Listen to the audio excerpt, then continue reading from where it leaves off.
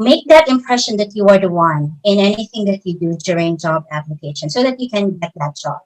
On your resume, on your video introduction, it's very important. And one there means you are organized, you are neat, and you are efficient. Okay.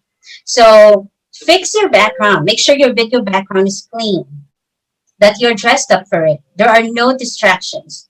That will show that you are serious about the job that you're applying for. If you are showing that you are organized, neat, and efficient, right? So, how do you want to go ahead and create your video introduction? You guys need to show that, and I want you to remember these words: organized, neat, and efficient. And we're going to go ahead and show you some examples of videos so that you know and ask yourself if that person actually is showing that he or she is the one. Is he organized, neat, and efficient on their video introductions?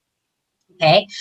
Another thing that I would add is you should, when you're doing your video introduction, you should be oozing with enthusiasm.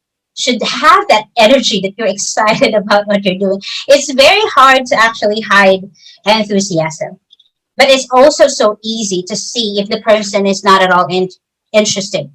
If that person is just about thinking that you're just gonna get the job out there by being drawn from a lottery, no, by being lucky, that, or maybe by begging that please let me get this job. No, you're gonna have to put the work in order for you to get that job.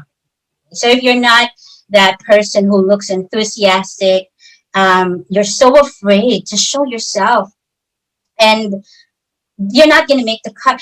Your enthusiasm is what sets candidates. The enthusiasm is what sets candidates apart from those who don't get hired.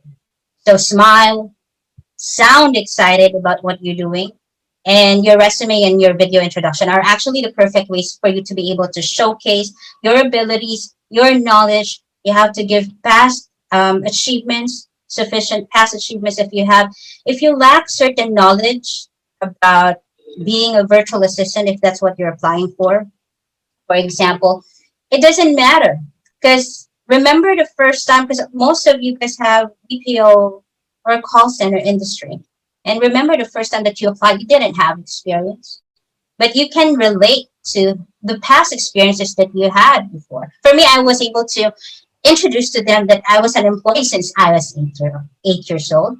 I was able to tell them that I'm so good at multitasking. I'm watching the store while I'm writing down something on the ledger, while I'm computing something, and then somebody disturbs me because they want something. 2 or 3 customers would come by, and I would go ahead and entertain them, and I would go back. I won't get sidetracked with what I'm doing. I get things done, and that's the most important thing, for you to be able to get things done in order for you to hold that job successfully.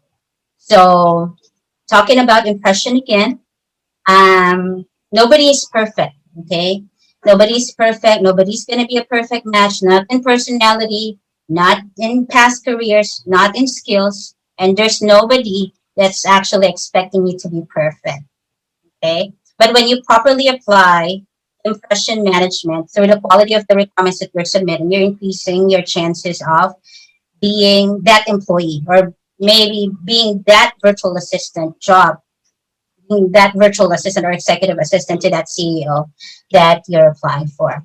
And before I move on to the next slide, I want to tell you that impression is not about judgment. It's not about, like, it's not always right. You may be the best person for the job as you claim you are.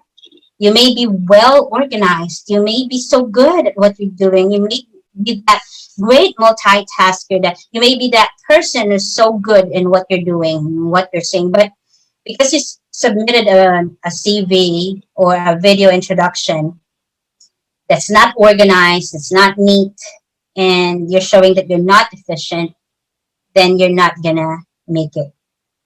Okay, so on your resume and video introduction, please make sure that you make that impression that you are the one. Otherwise, go back, reread, proofread, review everything that you're submitting before you decide.